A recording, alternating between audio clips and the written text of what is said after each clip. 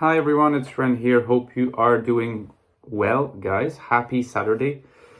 Today we're going to talk a little bit more about the concept of an alienated INFJ and bring to it a historical perspective. I have been excited by the prospect over the last few weeks of combining, in some sense, my two areas of specialty, if you want to call it that, the psychology of types on the one hand and the history of ideas, intellectual history, or maybe just history on the other, to bring a historical perspective on the question of type. I talked a little bit in recent videos about the fact that type is an idea that evolves over time. It doesn't mean the same thing to be an INFJ or to act as an INFJ now than it will mean in 10 years, 20 years, and compared to what it meant in the past also. And if you have read this book, which is the first book I just want to briefly mention, The Ecstatic Soul, you'll know that in this book there is a concept, which is a concept of a distinction between what I call alienated INFJs and de-alienated INFJs, which for the sake of simplicity and catchiness perhaps as well, I refer to as enlightened INFJs in this video. So that's what I want to return to here. So the Ecstatic Soul, check it out at the links below in the Amazon links, less than $10, my book on the INFJ, and my new novel, The Infinite Castle, that you can also get for less than $10 at the links below. Okay, so alienated and enlightened INFJs. There's something that I don't quite like about this distinction, is the fact that it seems to be so suffused with value judgment. Who doesn't want to be enlightened? On the other hand, who wants to be alienated? It seems very clear from this distinction and the way it's put forward that it's not presented as if it was neutral on which is better. All right, we easily want to imagine that the enlightened alternative is a better one, and there's a case to be made for that. But in this video, I kind of want to take a step back and consider the two possibilities as neutral with regards to which is better. They each afford a way for the person to cope with the world, because we want to think a type, and again, this is a theme that I've started to hammer on about, which is the idea that type is not some ethereal entity that exists in some platonic realm and that we're supposed to just grab onto and make it fit with our essence so that we are an instance of this absolute INFJ type or whatever, or ISTP or whatever. But rather, type is just a kind of set of concepts and terms that we grab onto and get a hold of to cope with the world better, as we self-describe, self-understand ourselves and our relationship to others and to reality. Now, if you like, the alienated INFJ could also be described as, to make it a little bit less, a little bit less charged with possible preconceptions. The alienated INFJ could be called the world-denying INFJ. And by world here, I mean the terrestrial world, not the world of God or the world of ideas with a capital I or anything like that. World-denying INFJ. And then the world-affirming INFJ would be the enlightened INFJ, okay? So, world-denying and world-affirming. So that's just to emphasize that the world-denying INFJ is not prima facie a lesser version, or, is not portrayed at first glance as being in any way defective compared to the world-affirming INFJ. Right?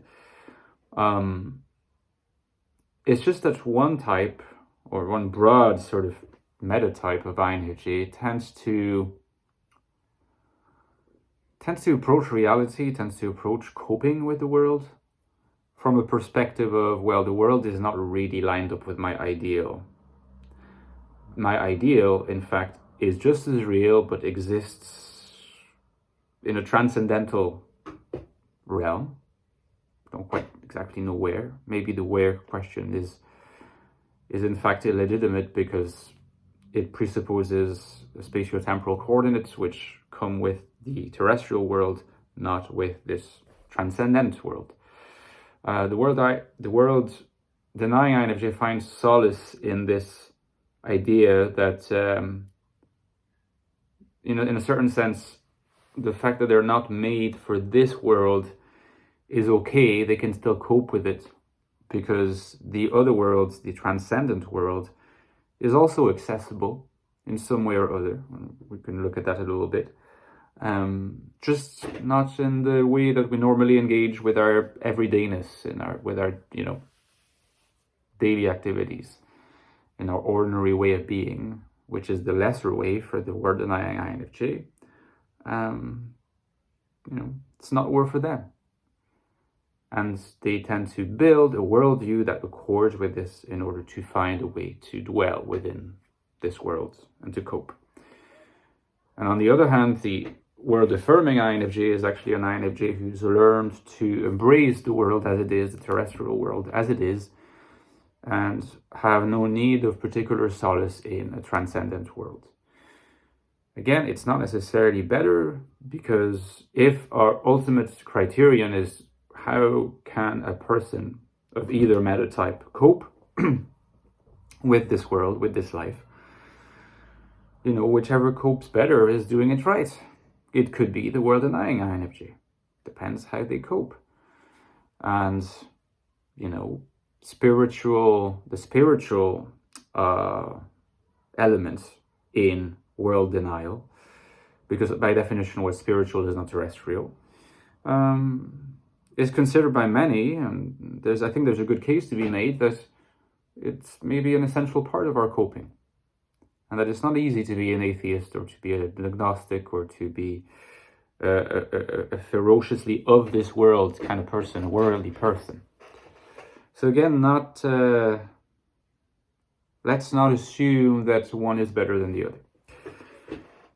And in the second part of this video, I want to start introducing historical figures of the first variety, the world-denying INFJ. Because the world-denying INFJ, I would argue, has a long tradition. I don't exactly know where this tradition begins, but I have some ideas as to what early figures would be. Now, a very clear instance, I think, perhaps in some way the clearest instance of the world INFJ, the world-denying INFJ, and there's no way of verifying that this person, historical person, was INFJ, but as a conceptual character, the term I'm borrowing somewhat haphazardly from Deleuze, very useful term. As a conceptual character, it's very useful to think that Buddha was an INFJ. Now, there's a good case to be made for it. There might be good cases to be made for other types for Buddha, but in any case, I think that whatever type you come up with, it will have to be an I-heavy user.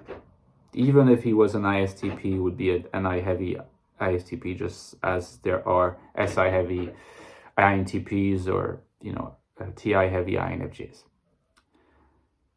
Buddha as a world-denying INFJ makes a lot of sense to me in view of all that I've been saying. Because Buddhism, in principle, there's a lot of ways of interpreting Buddhism, and there's a lot of schools. And of course, there's traditional Buddhism, there's Zen Buddhism by way of China mostly. And again, given all these schools, all these thinkers, all these practitioners and strands, it's easy, especially for very much a non-specialist like myself, to speak incorrectly of Buddhism.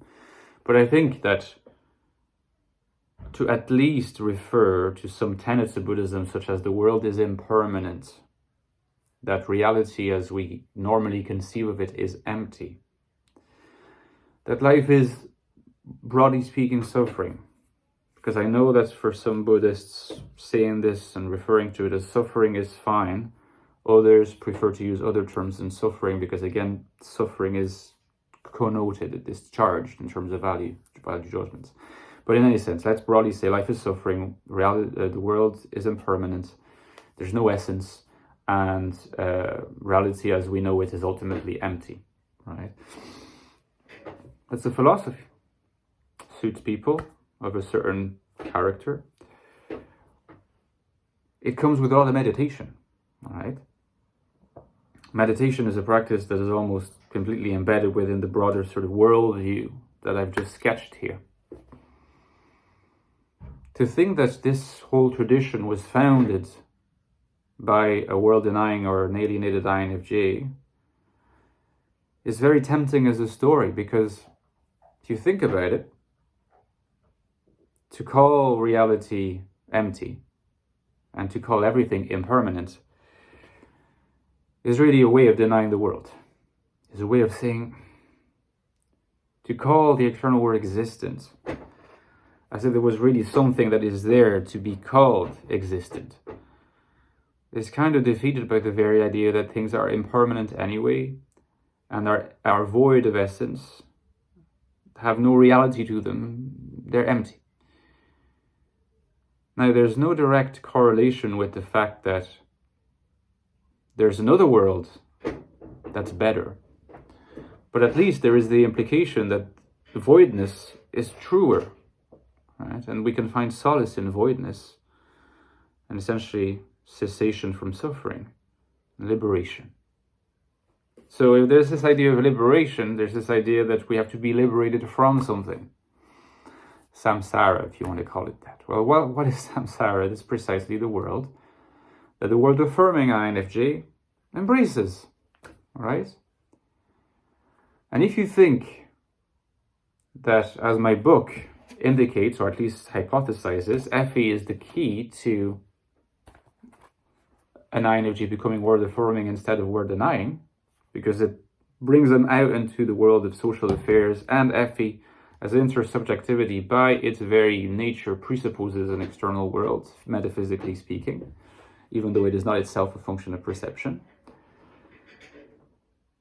Well, how very surprising then, and I mean this in an ironic way, that Buddhists and monks have such a huge emphasis on being by themselves, meditating, doing their thing, not FE. The practice itself is a practice of spurning FE in favor of NI, right? Perhaps TI also to some extent, but it's really mostly an NI affair. I think that you'll often find historically that those world-denying philosophies and religions come with world-denying practices, and those world-denying practices are often articulated around, whether they're open about it or not, around devaluing FE. Whether it is to meditate or to worship, to be a monk in the Christian religion or to be a monk in Buddhism. Usually theory and practice come together. And, I find that very interesting, because a lot of these schools think that they got reality sorted out. They understand what's true. What's true for the Christian is what's in Scripture. What's true for the Buddhist is the fundamental principles that I talked about. What's true for Platonism is yet something else. From their perspective, they got it right. But if we look at it from this historical perspective, and from maybe I could call it a historical psychological perspective, what we're seeing is really just particular people evolving across time with different psychologies, building metaphysical, philosophical, and theological systems to help themselves and others of their ilk cope with the world. Right? And so from this sense, there is no transcendent ground that captures whether reality really exists or not, or whether there's another transcendent world or not. We're all just humans with our finitude, seeking to cope through our psychology and through our particular place in history. Now, I'd like to continue this series because I feel like there's a lot more to say, but I'll stop here for now. Let me know what you think in the comments.